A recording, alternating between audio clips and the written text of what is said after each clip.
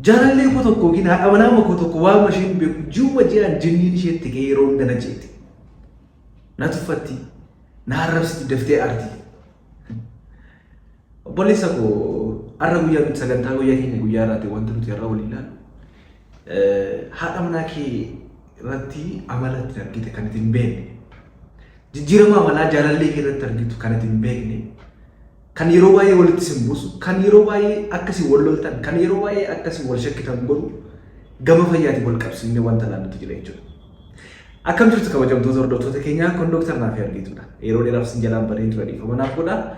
Sagantaa keenya guyyaa irraatiinis walitti deebinee jirra. Egaa sagantaa keenya guyyaa irraatiin kan walii ilaallu kun dhala qofa osoo hin taane, dhiira qofa osoo hin taane nama hunda kan ilaallatudha. Baay'ee keessan jaalallee qabdu ta'a, baay'ee keessan fuutanitti ta'a.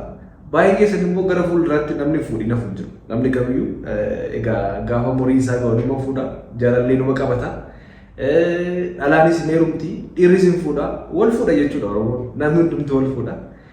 Egaa sagantaa keenya guyyaa irraatiin kan waliin ilaallu jijjiiramoota amalaa kan isin hin beekne, ijoolleen dhiiraa hin beekne, yeroo baay'ee kan isin walitti isin buusu, kan haadha manaa fi abbaa manaa walitti buusu, kan jaalallee walitti buusu, akka isaan wal lolan godhan keessaa tokko kan isaan hin beekne quba hin qabne tokko waliin haasofna jechuudha. Tarii namoonni muraasni quba qabaachuu danda'u.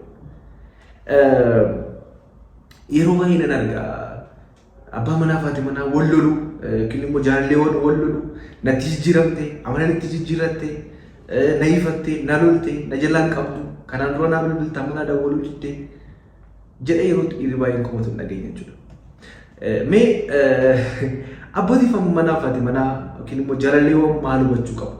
Sagantaa keenya guyyaa irraatiin wantoota sadii ilaalla. Tokko Preministerial Syndrome kan jennu, PMS kan jennu. Kana jechuun maal jechuudha?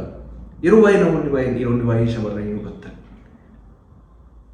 Shamarran hubachuu hin dandeessaa. Kan isin shamarran hubachuu dhiistanis immoo waan isin beekneef yookiin waan isin hin galleef. Asirratti wanta nuti ilaallu dubartiin tokko akkuma beekamu dubartoonni jireenya isaanii keessatti amma jiraatan keessatti waan isaan keessummeessan keessaa tokko kan dhiirri hin keessummeessine kan dhiirri hin argine keessaa tokko marsaa laguuti. Dubartiin tokko marsaa laguutu itti dhufin dura guyyoota muraasa dura fakkeenyaaf marsaa laguu isheetti dhufuudhaaf yeroo jijjiiramoota garaagaraa qaama ishee irratti argiti. Kan isheen bartu yeroo baay'ee amma baay'een keessan kan hordofaa jirtan mallattoo akkamii ofirratti argitu? Jijjiirama harmaa, mataa dhukkubbii kana fa'aa jettanii dubbachuu dandeessu. Harmi koona dhukkubaa, harmi koona dhiitaa jechuu dandeessu. Garuu jijjiiramoonni amalaa tokko behavioral change kan isin ofirratti hin beekne garuu kan hiriyaan keessan yookiin kan maatiin keessan isin irratti beekan kan isinitti aaran jijjiirama amalaa sana isin irratti argu jijjiiramni amalaa sun garuu sababa maaliin akka dhufe hin beekani garuu amala yommuu jijjiiratan yoo maatii ta'an ijoollee isaanii rukutu yoo jaalallee ta'e yookiin immoo dhiira ta'e abbaa manaa ta'e haadha manaa isaatti nyaara guuruu haadha manaa isaa loluu haadha manaa isaa arrabsu haadha manaa isaa rukutuutti deemuu danda'a jechuudha. Maaliif? Kan isin dhugu dubartoota afur keessaa dubartoota sadii irratti hin argama keessin kun. Kunna jechuun maal jechuudha? Marsaan laguu utuu hin dhufin guyyaa muraasa dura jijjiiramoonni amalaa dubartiin tokko agarsiistu jira. Sababa jijjiirama hormoonii irraan kan ka'e hormooniin qaama ishee keessa jiru waan jijjiiramuuf akkasumas immoo keemikaalli yookiin immoo niirootiraansmiiteriin seerotooniin jedhamu waan jijjiiramuuf dubartiin tokko jijjiirama amalaa garaagaraa agarsiisuu dandeessu. Kana jechuun maal jechuudha? Amala akkamii qabdu? Baay'ee keessan shamarranii kan nu ilaalaa jirtan yookiin immoo abbootiin manaa yookiin immoo ijoolleen dhiiraa nu ilaalaa jirtan jaalallee keessan irratti arguu dandeessu waan kana yookiin immoo ofii keessan irratti arguu dandeessu. Maatiin immoo kan nu ilaalaa jirtan mucaa keessan irratti yookiin immoo ijoollee keessan irratti arguu dandeessu waan ta'eef jechuudha. Amala akkamiiti? Yeroo baay'ee hin dhiphatu, teenshinii yookiin immoo anzaayitii diiveloop godhu yookiin immoo baay'ee dhiphatu, hin mukaa'u, mallattoowwan akka dhiphinaa, mukaa'u, jijjiirama amalaa fakkeenya amalli isaanii jijjiirama, waa xiqqoo dafanii aaru, waama xiqqootti dubbannaa, waanuma nama naarsaniitu isaan aarsaa, dafanii tana caannaca yookiin immoo baay'ee dafanii aaruun isaanii guddaadha. Si loluu danda'u. Fakkeenyaaf amma nan argamu yeroo baay'ee ani siistarii qorantis nan arga namoota baay'eetis nan arga. Fakkeenyaaf amma jaalaluma abbaan manaa tokko yookiin immoo hiriyyaan tokko yookiin maatiin caaltu iskiriiptoo tokko eessa keessa argiteetti anas si beekare anas siif kaare anas akkasii godhaadha jettee kaatee loluu dandeessi sagalee guddaadhaan dubbachuu dandeessi. yookiin immoo mallattoowwan kan biraa fedhii dhabuu fa'aa danda'u. Like sijalaayyuu qabuu dhiisuu danda'u. Fakkeenyaaf amma siistariin koo tokko sijalaan qabu nan beeka. Yommuu itti dubbatu callisu yookiin immoo sagaleen namaa jibbu yeroo itti haasoftu si jibbu ijumaan argaa kee jibbuu dhiisuu danda'u. Yommuu si argan si jibbuu danda'u jechuudha. Maali kun maal ajinnatti dhufu immoo kunuu jedhanii abbaan manaa isaanii yookiin immoo riyyaa isaanii gaafatti dhufullee jibbuu danda'u jechuudha. Jaallatanii miti mallattoowwan kana kan isaan agarsiisan jechuudha.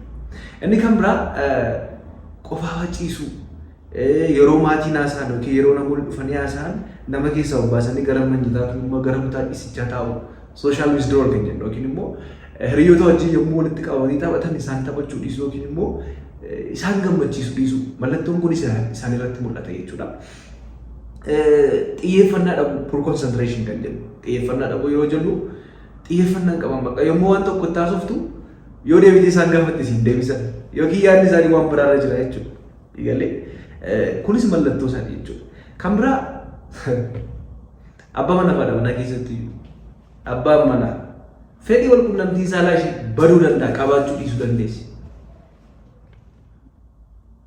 Asiki achi siqi bakkaarra asiki jettee hin dhiphisiin yeroo kanaa yeroo ishee fedhii wal quunnamtii saalaa qabdu jaallattee osoo hin taane si jibbitee osoo hin taane sababii hormooniin qaama ishee keessa jiru kun jeeqameef sababii keemikaalli qaama ishee keessa jiru kun jeeqameef kanaaf jechuudha kan ishee fedhii dhabaa jirtu.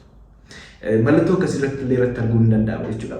Hirriba dhabuu fedhii nyaataa fa'aa hir'achuu kuni behavioral change yookiin immoo amaloota irratti argaman kanneen jijjiiramoon namalaa waa xiqqoo dafanii haaruu hirriba dhabuu xiyyeeffannaa dhabuu dafanii haaruu loluu nama rabsuu kuni mallattoo dubartiin tokko marsaan laguu ishee tulluufi dura keessummeessu. Even namoota muraasa irratti yeroo marsaan laguu dhufullee amalli kun itti fufuu danda'a jechuudha.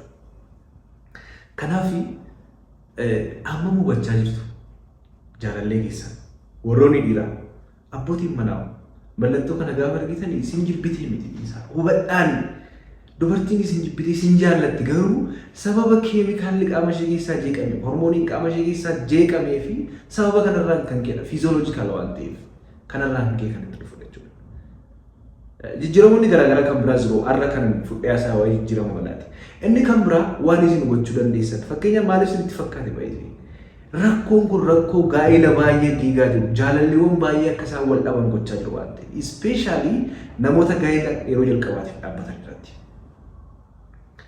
wal hubachuu dhabu waan ta'eef waliin hubatanii inaara abbaan manaa yeroo isheen natti jijjiiramte na kabajuu dhiiste yommuu isheen arrabstu yommuu isheen jalaa callistu yommuu isheen itti dubbachuu dhiistu na kabajuu dhiiste jedhee loluudhaaf kan kokkoon immoo kan rukutuudhaaf koo jira baay'ee namni baay'een jira waan ta'eef akkasin godhina. At least guyyaa sadii guyyaa afur yookiin maaksimum torban tokko caalaan turu waan ta'eef obsaa yeroo sana yoo ishee waan barbaadde isin jettees calluma jedha. Isa booda isheen iyyuu jijjiirama irratti argaa jirti jechuudha. Kuni mallattoowwan yeroo marsaan mul'atan keessaas tokko waan ta'eef baay'een keessan bifa kanaan akkasiin godhatanii barbaada. Kanaaf ispeeshaalii abbootiin manaa haadha manaa keessa waliin jiraatan yookiin jaalallee warreen qabdanii jijjiirama amalaa kanneen yoo irratti argitan isin jibbitee osoo hin taane sababii hormoonii fi keemikaalli qaama ishee keessa jiru waan jeeqamuuf jijjiiramoota hamma jalqaba irratti keenye kana like dhiphachuu dafanii aaruu bo'uullee hin danda'u baay'ee cimanii waa xiqqootti dubbannaan bo'uu danda'u waama xiqqootti dubbannaan bo'uu danda'u. Kanaaf bifa kanaan akkasiin hubattan isin jechuun barbaada mallattoon kun baay'ee yoo itti cimamu mana yaalaa dhuftanii nu mariisisuu dandeessu. Dr. Naafi Argeetudha bakki argama keenya magaalaa Finfinnee Masqal Filaawur hoteela Naaziraa fuulduratti argamna. Namoonni immoo bilbilaan nu argachuu barbaadan yookiin immoo dhimma fayyaa kamiyyuu nu waliin mari'achuu barbaadan akkasumas namoonni gara biyya alaa deemtanii yaadamuu barbaadan lakkoofsi bilbilaa keenya 991020 amma sirriin deebi'a 991020 galatoomaa fayyaa naannaa.